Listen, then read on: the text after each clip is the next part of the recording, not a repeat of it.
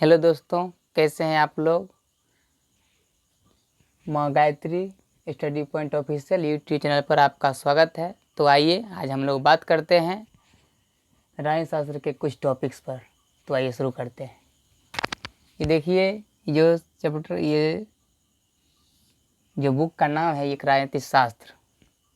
इसको थोड़ा सा हम तोड़ के देखते हैं। राज प्लस नीति प्लस शास्त्र।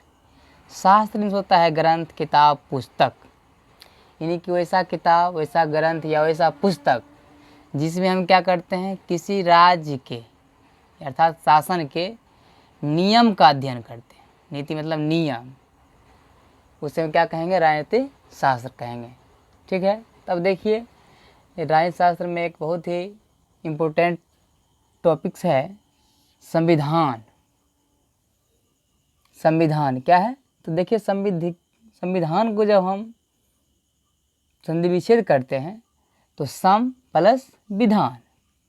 तो सम मीन्स क्या होता है, बराबर, विधान मीन्स नियम, यानी कि संविधान का मतलब हो गया सभी के लिए बराबर नियम, अर्थात वैसा नियम जो देश के सभी नागरिक के लिए क्या हो, एक समान हो, उसे हम क्या कहेंगे, संविधान कहेंगे। चाहे वो देश के राष्ट्रपति हो या खाकपति, उसके लिए संविधान क्या होगा, बराबर होगा, नियम क्या होगा, बराबर होगा। ऐसा नहीं है कि अगर कोई देश का अमीर आदमी है उसके लिए अलग कानून है, कोई गरीब आदमी है उसके लिए अलग कानून है, सबके लिए क्या होगा, एक समान होगा। इसी को हम क्या कहते हैं, संविधान। दूसरे शब्दों में जानना चाहेंगे तो देखिए क्या कहता है, किसी भी देश को सुचारू रूप से अर्थात सही रूप से चलाने के लिए जिस लिखित कानून की आवश्यकता होती है उसे हम क्या कहते हैं, संविधान कहते हैं। ठीक है। तो संविधान के विषय में आइए कुछ और जानते हैं। भारतीय संविधान के जनक किसे कहा गया है, डॉक्टर भीमराव अंबेडकर को, यानी कि फादर ऑफ इंडियन कॉन्स्टिट्यूशन कौन है, डॉक्टर भीमराव अंबेडकर। अब देखिए, डॉक्टर भीमराव अंबेडकर को आधुनिक मनु भी कहा जाता है। यदि आप लोग जानना चाहते हैं कि डॉक्टर भीमराव अंबेडकर को आधुनिक मनु क्यों कहा जाता है तो प्लीज़ कमेंट में बताएं, तो फिर अगले दिन इस पर हम वीडियो लेकर के आएंगे। अब एक और आगे देखते हैं कि डॉक्टर भीमराव अंबेडकर जो थे भारत के प्रथम कानून मंत्री भी थे। ठीक है। और वर्तमान की बात की जाए कि भारत के वर्तमान कानून मंत्री कौन है, तो रविशंकर प्रसाद है। तो आइए दोस्तों, अब हम भारतीय संविधान के कुछ महत्वपूर्ण धाराएं, यानी कि भारतीय संविधान में क्या है कि कानूनी रूप से कुछ धाराएं बनाए गए हैं, यानी अगर आप कोई जुर्म करते हैं तो उसका कुछ धारा है, तो उसमें कुछ महत्वपूर्ण धारा को आज हम लोग समझने का प्रयास करते हैं। तो आइए, धारा 120 क्या कहता है, षड्यंत्र रचना, यानी कि आप किसी के ऊपर कोई षड्यंत्र रचते हैं तो आपके ऊपर धारा 120 करके केस कर सकता है। फिर धारा 191 मिथ्या साक्ष्य देना, यदि आप किसी के गवाही में क्या करते हैं, झूठ गवाही देते हैं, झूठ कोई साक्ष्य प्रस्तुत कर देते हैं, इसके ऊपर आपको कौन सा केस हो जाएगा, धारा 191। फिर कहता है धारा 201, उसमें क्या कहता है, सबूत मिटाना, अगर किसी घटना का आप सबूत मिटाने का प्रयास कर रहे हैं तो आप पर धारा 201 लागू होगा। फिर है धारा 300, हत्या करने, यदि आप किसी का हत्या कर देते हैं तो धारा 300 के तहत आपके ऊपर कार्रवाई की जाएगी।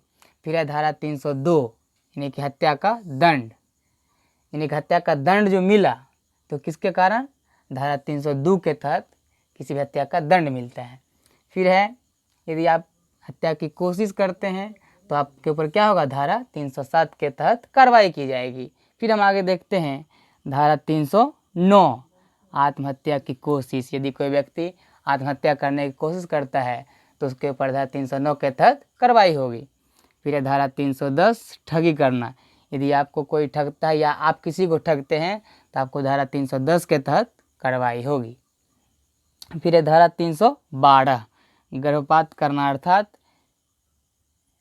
एबॉर्शन, यानी आप एबॉर्शन करवाते हैं तो फिर भी आपके ऊपर क्या होगा, वो कानूनी जुर्म है, इसलिए धारा 312 के तहत आपके ऊपर कानूनी कार्रवाई की जाएगी। फिर है धारा 351, आप किसी के ऊपर हमला कर देते हैं तो धारा 351 के तहत आपके ऊपर कानूनी कार्रवाई की जाएगी। फिर धारा 354 है स्त्री लज्जा भंग करना, अर्थात किसी स्त्री का आप अपमान करते हैं तो आपके ऊपर 324 धारा की कार्रवाई की जाएगी। फिर है अपहरण की कोशिश, आप किसी को किडनैप करने की कोशिश करते हैं तो आपको धारा 362 के तहत कानूनी कार्रवाई की जाती है। अगर फिर आगे धारा 365 अपहरण करना, अगर आपने किसी किडनैप कर लिया है अर्थात अपहरण कर लिया है तो आपको धारा 365 के तहत कानूनी कार्रवाई होगी।